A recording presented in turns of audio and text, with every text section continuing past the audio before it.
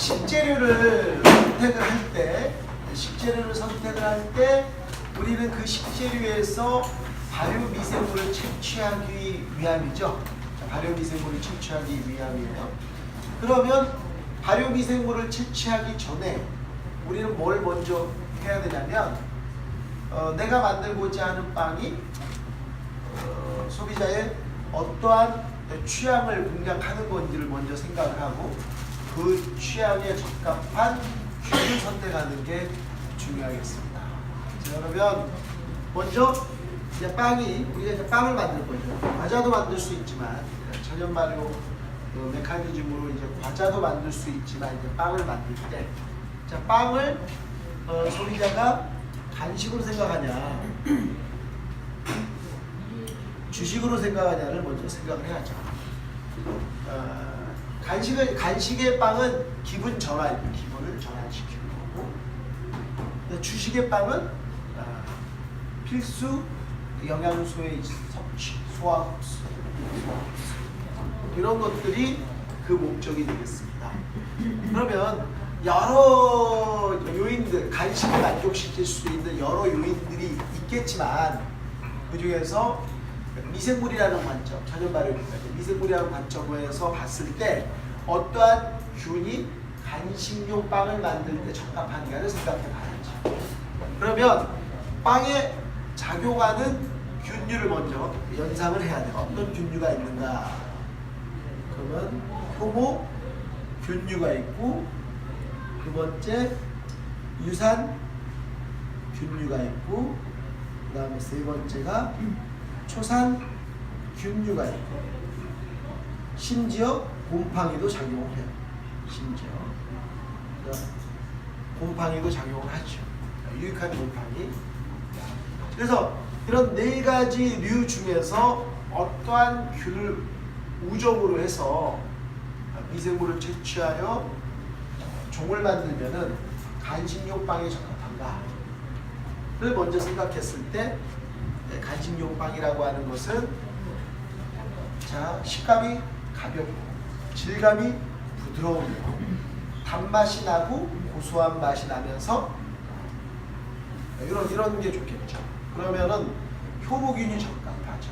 효모는 다른 어떠한 균류들보다도 이산화탄소 발생량이 많고, 그리고 그의 대사산물인 에틸알코올은 숙성이라기보다는 연화, 분해라기보다는 부드럽게 하는 그런 작용을 하기 때문에 빵의 볼륨을 크게 만들면서 최종 제품을 좀 부드럽게 하는 효과. 그리고 이 효소는 또 당을 분해하기 때문에 감미를 느낄 수가 있어요. 그러니까 그 효모가 가지고 있는 5가지 효소 중에서 그 이당류를 분해하는 효소가 있거든요. 말타제라든지 그 다음에 슈크라제, 혹은 슈크라제를 사카라제라고 부르는데, 슈크라제에 의해서 설탕을 포도당과 가당으로, 메가당을 두 분자의 포도당으로 이렇게 분해시키면서 우리가 감미를 느낄 수 있게 해주고요. 이러한 분해된 단당류는 이용되지 않았을 경우에는 그 단백질 분해 요소인 프로타제에 의해서 만들어진 아미노산과 그리고 이 메가당과 슈크라제에 의해서 만들어진 단당류가 엉기면서 메일라드 반응을 일으켜서 고소한 빵 맛을 부여를 합니다. 그래서 당을 만드는 게 되게 중요한데 그런 당 만드는 능력도 가지고 있어요. 효모균이. 그래서 간식용 빵에는 효모가 되겠죠. 그래서 효모균을 쓰겠다. 근데 효모균은 어떤 단순히 효모균류, 그러니까 싱글 스피시즈가 아니라 우리가 항상 보다 싱글 스피시즈가 아니라 도미넌트죠. 도미넌트. 무점의 상태에서 이야기하는 거예요.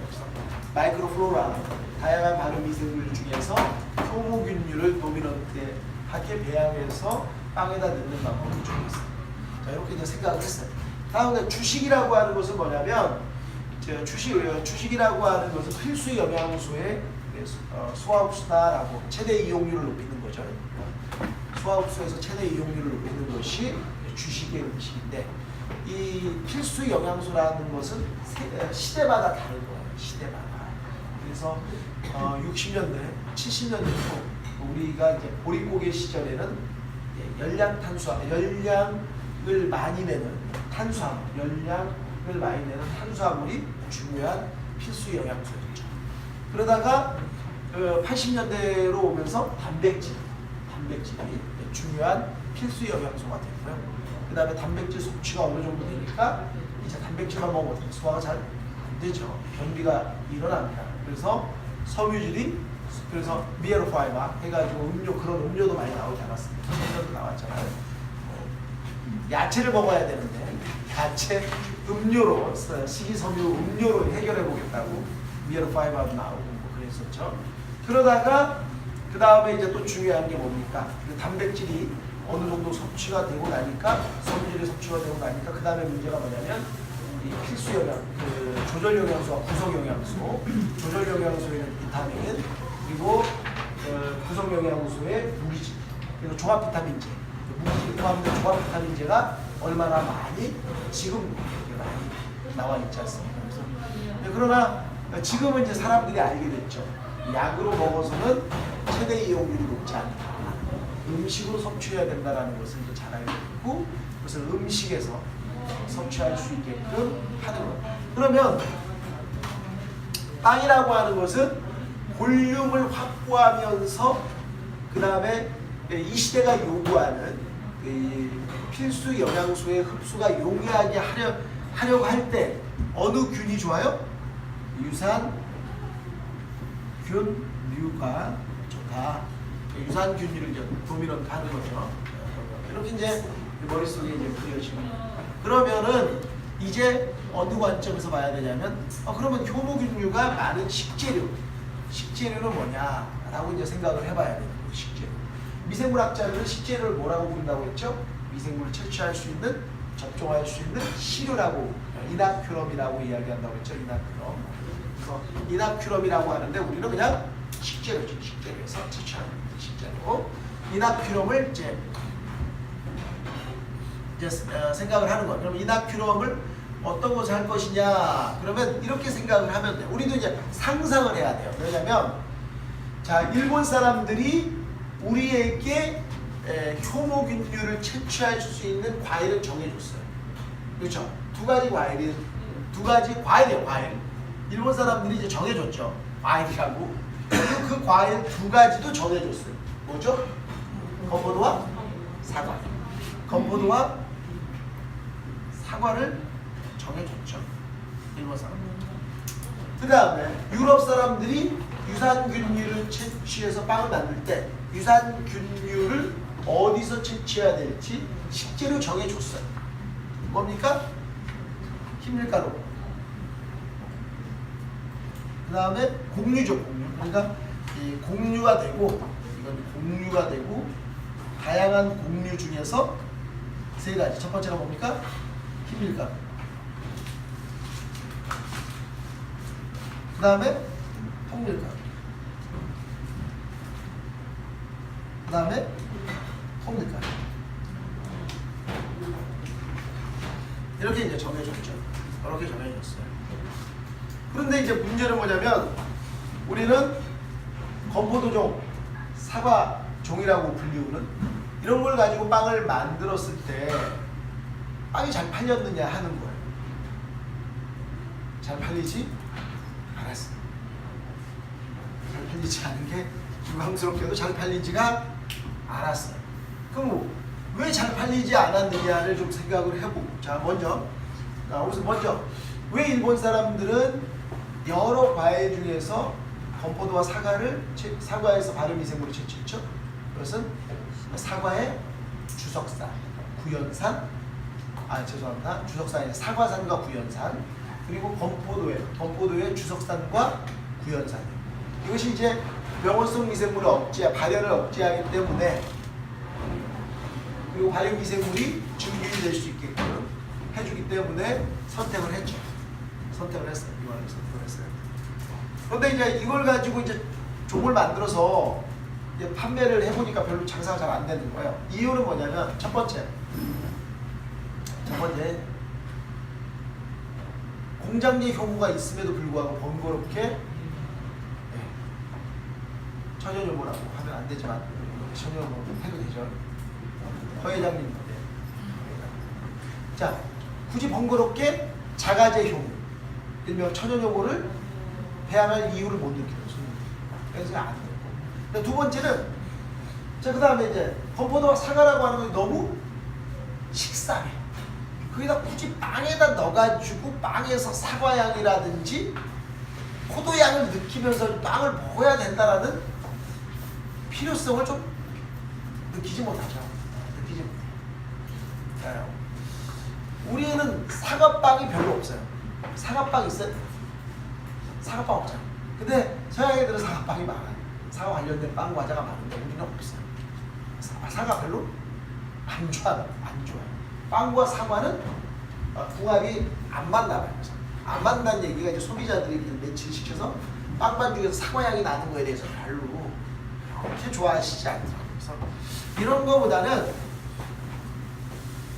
뭐 균을 채취하는 데는 뭐 건포도에서 채취한 건포도종, 사과에서 채취한 사과종, 뭐 발효력이 되게 좋고 이걸 가지고 빵을 만드는데 아주 좋긴 한데 이제 문제는 뭐냐면 이걸 가지고 이제 빵을 만들었을 때 임팩트가 없고 하다 하는 거, 과일, 그 다음에 이제 곡류 뭐 이렇게. 그래서 기존에 알려져 있는 재료는 과일에 건포도, 사과, 곡류에 뭐 이 정도 있다.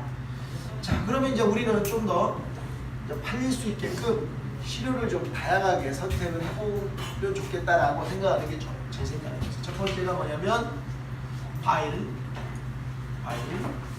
두 번째가 허브 앤 스파이스, 세 번째가 곡류죠. 과일은 이제 건포도와 사과인데, 건포도와 사과 말고 좀 더 이제 사람들이 좀 건강하게 느끼는 과일, 뭐 산수유, 뭐 오미자, 그다음에 블루베리, 뭐 크랜베리, 뭐 라스베리, 이런 좀 더 좀 건포도와 사과는 좀 이게 느낌이 조금 서민적인 느낌이 들잖아요. 좀 고급진 느낌이 드는 과일에서 발효미생물을 이렇게 채취하는 방법도 해봤는데요. 역시 발효력은 이 두 가지를 따라갈 수는 없어요. 발효력. 그래서 진정한 천연 발효빵은 이제 블루베리 베이글 했듯이 샤워종을 집어넣으면서 액종을 집어넣는 방식으로 해가지고 진정한 천연 발효빵을 만들면서 그 액종에서는 그 식재료의 특징이 들어가면서 그 식재료의 향, 색, 맛이 내어지게끔 하는 방식, 이 방식이 좋다라고 생각해요. 이 방식이 제가 원하는 거예요. 그래서 이제 앞으로 이제 또 만들 빵들에도 이제 그런 타입의 빵들이 되게 많은데, 그게 이제 가장 천연 발효빵스럽지만 그래도 그 빵은 좀 산미가 있죠. 그리고 볼륨이 우리가 알고 있는 빵보다는 볼륨이 작아요. 부드럽기도 떨어지고, 쫄깃함은 있어도 부드러움은 떨어지고, 가벼움도 떨어져요. 자, 그러면 손님들은 뭡니까? 가볍고 부드러우면서 촉촉하면서도, 그러면서도 천연 발효적인 어떤 느낌이 났으면 좋겠다라고 생각을 할 수도 있다는 얘기예요. 하고 있고, 그래서 이제 원하는 방법식이 지금 3일에 걸쳐서 하고 있는 방법. 공장제 효모를 넣어요. 지금 공장제 효모를 있죠.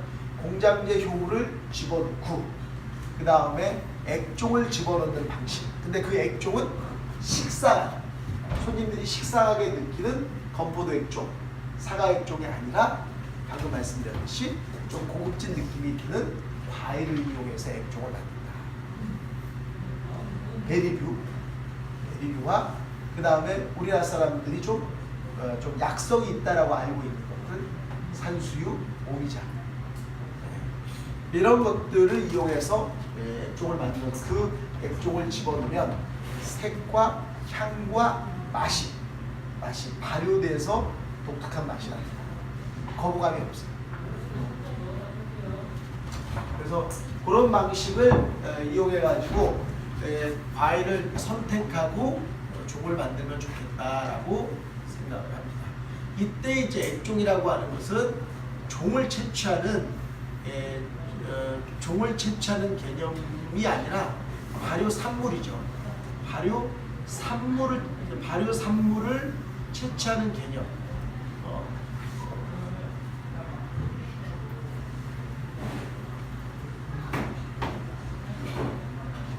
그래서 퍼먼테이션 프로덕트 해가지고 발효 산물, 신진 대사 산물을 집어넣고 그 다음에 볼륨은 뭘로? 공장제 효모로 하는 방식을 취하는 게 좋다라고 생각하고, 이 생각은 저는 이제 뭐 강의만 하는 사람이기 때문에 머릿속으로만 생각을 하고 있었는데 필드에서 사업을 하시는 좀 큼직하게 사업을 하시는 분과 이야기를 나눠보니까 이분도 이 방법으로 하더라.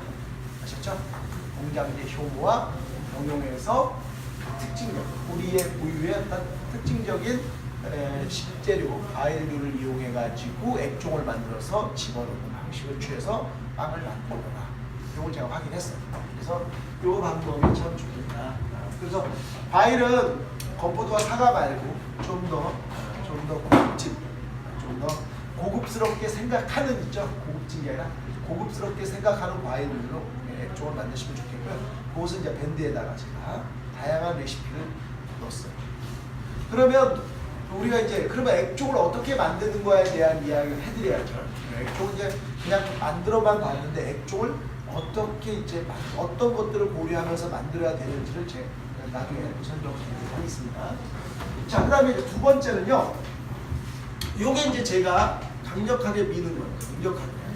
강력하게 미는 건데, 허브 앤 스파이스를 이용해서 액종을 만든 다음에 그것을 집어넣는 방식이에요. 허브 앤 스파이스.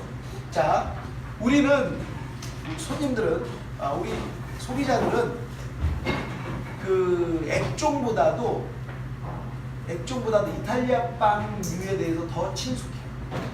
이탈리아 빵에 대해서.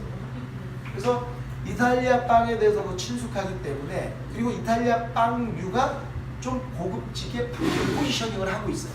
제품이 좀 비싸게 포지셔닝이 되어 있으니까 여기에다가 천연 발효 메커니즘을 탑재하는 것이 좋다라고 생각하는 게 제 생각입니다.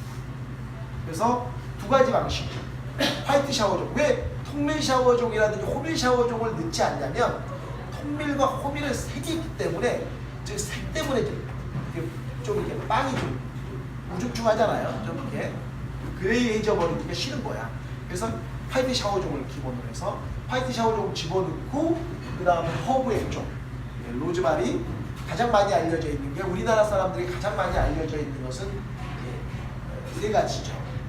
피자라든지 뭐 이렇게 때문에 바질과 로즈마리와 오레가노, 요 세 가지를 이용해서 제가 이제 액종을 레시피를 다 공개했고요. 그 세 가지를 이용해서 이탈리아 빵을 만들어 보시면 좋겠다. 그래서 우리가 이제 이탈리아 빵, 잘 알려진 이탈리아 빵이 이제 빠네 있고요. 빠니, 치아바타니, 포카치아도요 원형으로 만드는 것도 있지만 사각으로 만드는, 철판 형태로 만들었다가 잘라서 파는 것도 있습니다. 잘라서 파는 것도 있습니다. 그렇기 때문에 이런 것들을 이용해서 만드시면 참 좋겠다 생각하고요. 여기에서는 화이트 샤워종과 액종을 이용해서 하는 것만 이제 강의를 할 건데, 강의할 때는 강의를 하는데, 여러분들이 이제 샤워한 맛이 좀 싫다고 한다면, 플리쉬를 이용하는 것도 좋다. 플리쉬를 이용하는 것도 좋아요. 그러면 플리쉬를 이용하면 전체 반죽량의 이스트의 양을 1% 미만으로 줄일 수 있어요. 1% 미만대에서 발효력을 확보할 수 있어요. 그래서 이스트의 잡내가 전혀 안 나게 하면서 액종의 발효 산물의 그 향, 그러니까 드라이하게 말린 허브류보다는 허브류를 액종으로 시켜서 발효 액종 형태로 만드는 거예요. 액종이라고 하는 것은 허브류에 기생하고 있는 발효 미생물을 채취해서 증균하는 것을 이제 액종이라고 부르고, 그러니까 대사산물까지 만들어내는 거예요. 대사산물을 만들어내는 것을 그냥 발효액종이라고 부르고 이 발효액종까지 만들어서 빵 속에다 집어넣으면 그 향이 독특한 게 나오고 되게 거부감이 없이 사람들이 좋아하셨었죠. 그래서 제가 이제 제일 믿은 게 이 제품을 계속 좋은 시스템을 통해서 다음 이제 자 여기까지는요 여러분 허브 앤 스파이스를 이용하는 것은 우리나라 사람들이 하는 거예요. 허브 앤 스파이스. 허브 앤 스파이스는 우리나라 사람들이 많이 하는 거고 이탈리아 사람들은 하지 않는다라고 말씀을 설명했죠. 자 빵을 만들기 우리가 이제 종을 만드는 게 아니라 종을 만들기 전에 빵을 먼저 생각하고 그리고 종을 만들었으면 좋겠다라는 얘기를 추가로 하겠습니다. 허브 앤 스파이스 같이 한번 쭉 드셔보시면서 가능성을 확인해 보도록 하겠습니다. 제가 제 수업에서 이런 식으로 그 다음에 이제 곡류를 이용하는 건데요. 곡류를 이용하는 뭐 다들 아시죠? 뭐 통밀빵, 펌퍼니크, 통밀빵 그 다음에 뭐 콤플렛이라는 빵, 콤플렛 그 다음에 제가 그 다음에 또 뭐 깜빠니도 있고 깜빠니 이런 여러 가지 이제 호밀빵이 천연발효빵, 진정한 천연발효빵이 있는데 과연 진정한 천연발효빵을 우리나라 사람들이 얼마나 많이 좋아하니까 그분들을 대상으로 장사를 했을 때 과연 생존이 가능한가? 그냥 이런 공방은 가능해도 왜냐하면 그걸 좋아하시는 분들이라면 하루 정도로 이렇게 해서 뭐 이렇게 와서 즐기시고 이렇게 만드시고 이러기 때문에 저는 좋다고 생각을 해요. 그런 건 괜찮은데 그렇지 않은 분들은 좀 근데 그 전에 이제 우리의 농산물을 이용해서 이런 것은 좋다고 생각을 해요. 예를 들어서 어떤 거냐면 제주도에 보리빵이 있어요. 근데 되게 알려져 있지 않습니까? 제주도에 가면 왠지 보리빵을 사야 될 것 같잖아요. 그러면 이제 내가 이제 제주도 사람이에요. 그러면 제주도 천연 발효 보리빵 이런 컨셉으로 하자는 거죠. 내가 강원도 사람이에요. 메밀이 유명하잖아요. 그러면 메밀빵을 만드는데 천연 발효 메밀빵 이런 컨셉으로 메밀을 이용해서 메밀도 밀이거든요. 밀이에요. 그 매자가 이제 톡톡하다 그런 뜻이잖아요. 그 메밀빵 이렇게 하는 거예요. 괜찮죠? 그럼 이제 보리 귀리가 잘 나는 곳이에요. 전라도 쪽에 있는데 그러면 천연 발효 귀리빵 뭐 이런 식의 컨셉이 좋겠다라고 생각하는 거예요. 그러면 이제 문제는 뭐냐? 그러면 방금 말씀드렸던 보리, 메밀, 그리고 귀리, 그 다음에 천연발효 쌀식빵도 괜찮잖아요. 쌀빵도 괜찮잖아요. 천연발효 쌀빵, 뭐 이천에 가서 천연발효 쌀빵을 하는 거야. 그럼 어떻게 만들 것이냐 하는 부분이잖아요. 간단해. 그 방금 얘기했듯이 그 제주도의 보리빵에서 어떻게 합니까? 보리빵 만들 때 보리가 밀가루 기준 10%뿐이야. 밀가루가 100일 때 보리가 10이야. 이런 거 다 만든다. 그러니까 종을 만들 때 있잖아요. 찰보리 종이라고 누가 만들었어요. 찰보리 종이라고. 우리나라에 찰보리를 이용해서 샤워종을 만든 책이 있어요. 그럼 찰보리 종이니까 전 과정을 찰보리로 할 것 같잖아요. 안 그래. 처음에만 찰보리를 조금 넣고 나머지는 그냥 밀가루 쭉 하는 거야. 그래놓고 찰보리 종이라. 그래서 이거 이래. 그래서 내가 이제 100% 찰보리를 해보니까 안 되더라고. 그러니까 그분이 그렇게 한 이유가 있었던 거야. 그래서 처음에는 투덜거렸는데 나중에는 그분이 생각을 참 잘하셨다 라고 생각을 바꿔먹은 거야. 아셨죠? 그러면 그러니까 무슨 얘기인지 아시겠죠? 그러니까 귀리종 하면 처음엔 귀리 넣는 거야. 그리고 나머지는 그냥 밀가루 쭉 가는 방식으로. 귀리종 어떻습니까? 아니면 이런 방법도 있습니다. 귀리라든지 이런 것들이 잘게 그러면 쪄요. 쪄가지고 믹서로 돌려가지고 그냥 종에다 집어넣어요. 들어가긴 들어갔잖아. 그리고 이제 쭉 발효시키면 되는 거죠. 샤워종 만드는. 우리 종배양법 아직 샤워종 배양법을 안 했는데 다음 주에는 꼭 해야죠. 얼마 안 남았으니까 잘 한 주 딱 만들어 보는데 아주 간단해요. 고개다 집어넣고 해주시면 됩니다. 그래서 제 생각에는 그런 방법을 쓰는 게 좋겠고, 오늘 밴드에도 하나 올렸죠. 독일 사람이에요. 독일 사람. 제가 이런 얘기하면 뭡니까? 좀 약간 사짜 냄새가 나잖아요. 독일 분이 뭐 했습니까? 독일 맥주를 만드는 과정에서 찌꺼기 가지고 한 거야. 그러면 술 담그면 쌀로 술을 담궈요. 그 다음에 찌꺼기 가지고 옛날부터 했잖아, 우리 그렇게. 그죠? 그럼 되는 거죠. 그럼 그렇게 얘기하잖아요. 통밀빵 딱 들고 나와가지고. 별거 이게 번역된 거 읽어보니까 번역된 거예요.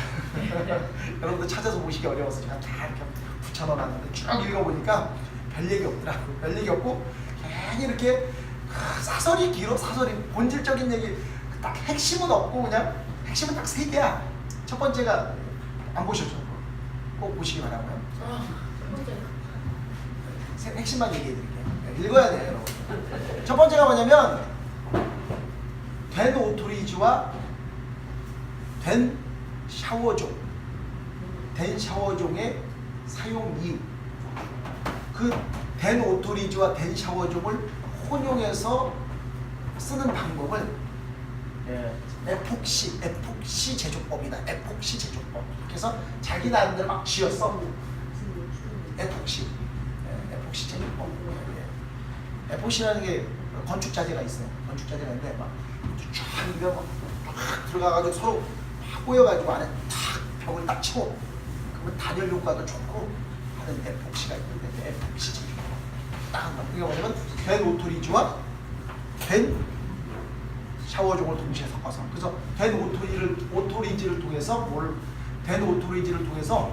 당을 만들어내고, 그 다음에 된 샤워종을 통해서 신맛을 내는 거예요. 그래서 고소한 맛과 신맛의 적절한 중화. 이 얘기가 첫 번째 이야기고요. 두 번째는 뭐냐면, 두 번째가 뭐였지? 너무 앞에서 두 번째가 뭐였지? 두 번째가 생각이 안 나는데? 하여튼 한 3가지를 얘기를 했는데, 세 번째 게 뭐냐면 맥주를 담그는 과정에서 주정박이라는 게 있어요. 찌꺼기를 주정박이라고 부르는데요. 주정박 모르셨죠? 저도 처음 알았어요. 주정박. 그냥 저는 찌꺼기라고 생각했는데, 쭈꺼기, 모주라고 부르잖아요. 모주가 그 찌꺼기 가지고 만든 술이거든요. 모주, 찌꺼기, 주정박을 덧술이라고도 해요. 물 붓기 전을 덧술이라고 하고, 이 사람 찌꺼기를 가지고 빵 만드는 거예요. 주정박을 이용해서. 그러면 주정박을 이용해서 빵을 만들 수 있다면, 맥주가 뭡니까? 보리 가지고 만드느냐? 보리빵이. 그러니까 빵을 이렇게 이 사람의 얘기는 뭐냐면, 맥주는 액체빵이고, 그 다음에 빵은 고체 맥주다라는 얘기예요. 그러니까 똑같이 맥주 효모를 가지고 이제 맥주빵을 보리빵을 만들면 그런 결과가 나오는 거예요. 근데 여기서 이제 힌트를 얻을 게 뭐냐면, 우리가 막걸리 만드는 방법에서 막걸리의 찌꺼기 혹은 덧술이라든지, 찌꺼기는 아니에요. 덧술은 뭐냐면 거기다 물을 부어가지고 만드는 게 덧술이거든요. 그 덧술이라든지 아니면은 술을 걸러내고 난 뒤에 나머지 주정박인데 그걸 가지고 빵을 만드는 거예요. 그러면 우리도 되는 거예요. 그래서 하우스 맥주 만드신 분이 와가지고 주정박을 이용해서 빵 만드는 거, 이거 보고 얘기했나 보다. 오래전 2014년에 이 강의가 있었더라고요.